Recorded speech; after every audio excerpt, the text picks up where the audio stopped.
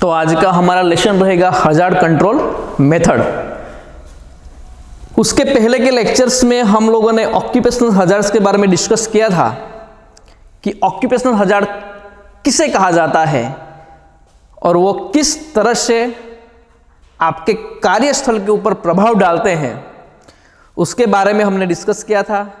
Like that भौतिक खतरे, physical hazards, उसके बाद मानवीय क्षति के कारण, हमारी निग्लिजेंसिस के कारण होने वाले दुर्घटना खतरे, जिसे हम एर्गोनॉमिक्स हजार्ड्स के नाम से जानते हैं। उसके बाद आया था सोशल हजार्ड्स, जो सामाजिक खतरे, बायोलॉजिकल हजार्ड, बायोलॉजिकल हजार्ड कितना खतरनाक है, कितना खतरनाक तरीके से हमारे पूरे विश्व के अंदर प्रभाव डाल सकता है, वो आपने भली भांति समझा है। उसके बाद मनोवैज्ञानिक हजार्ड, जो मानसिकता के ऊपर डिपेंड करता है। आपको मान लो कि आपके काम कार्य करने के स्थल के ऊपर आपको वर्कलोड ज़्यादा है, आपको बहुत ज़्यादा स्ट्रेस है काम का, आपके कार्यस्थल के ऊपर आपके जितने भी कलीग्स है उसके अंदर कोई पार्शियलिटी जनरेट होती है मैनेजमेंट के जरिए, तो वहाँ पे भी एक हजार्ड क्रिएट होता है कि जो आपके मैन्युफैक्चरिंग के ऊपर, आपके प्रोडक्ट के ऊपर, प्रोडक्शन के ऊपर वो इफेक्ट डालता है। क्योंकि व्यवसाय क्यों बना करते हैं हम? इन शॉर्ट, व्यवसाय, कोई भी बंदा जो व्यवसाय चालू करता है वो कुछ कमाने के लिए, कुछ अर्निंग करने के लिए, और उसके ऊपर सारे का सारा दारोमदार वर्कर्स के ऊपर होता है। जो वर्कर्स काम नहीं करेगा तो डेफिनेटली उसका प्रोडक्शन पे असर होने वाला है, और वो वर्कर्स के ऊपर उसका प्रभाव होगा तो प्रोडक्शन नहीं होगा। प्रोडक्शन नहीं होगा तो उसको जो आमदनी चाहिए, जो उसको अर्निंग चाहिए, वो अच्छी तरह से ले नहीं पाएगा, तो उसका प्रभाव कहाँ पे पड़ेगा? उसके फैमिली के ऊपर पड़ेगा। फैमिली पे उसका प्रभाव पड़ेगा, तो डायरेक्टली इनडायरेक्टली उसका प्रभाव कहाँ पे पड़ने वाला है? सोसाइटीज़ के ऊपर पड़ने वाला है। सोसाइटीज़ के ऊपर उसका प्रभाव पड़ेगा तो डेफिनेटली उसका असर वहाँ पे आपके नेशंस के ऊपर दिखने वाला है।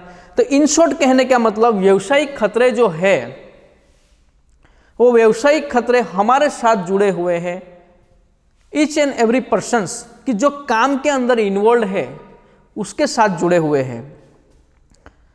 तो उसको सही तरीके से अंजाम देने के लिए हमको फर्स्ट ऑफ ऑल क्या करना पड़ेगा कि जितने भी व्यावसायिक खतरे हैं उसको आइडेंटिफाई करना, और आइडेंटिफाई करना और करने के बाद उसको रिमूव करना, उसको वो जगह से हटाना, ताकि हम कुछ हद तक हजार्ड फ्री वर्कप्लेस बना पाए। और जैसे ही हजार्ड फ्री एटमॉस्फेयर बनेगा वहाँ पे, तो हमको क्या मिलेगी? काम करने के लिए आज़ादी मिलेगी। और आज़ादी क्या है? सेफ्टी, सुरक्षा, फ्रीडम फ्रॉम इंजरी। यानी कि हमने व्यावसायिक खतरे जज किए, आइडेंटिफाई किए, और उसको हमने हटा देते हैं, तो काम करने के लिए हमको एक आज़ादी मिलेगी। और आज़ादी इस तरह से मिलेगी कि वो हमको इंजर नहीं कर पाएगी, आपकी प्रॉपर्टी को नुकसान ना हो, आप मरने के जोखिम, आपको कुछ जान हानि के जोखिम ना हो, या गॉड से मिला हुआ गिफ्ट एनवायरनमेंट का है वो भी प्रोटेक्टेड हो। इसीलिए हजार्ड्स को कंट्रोल करना अति आवश्यक है।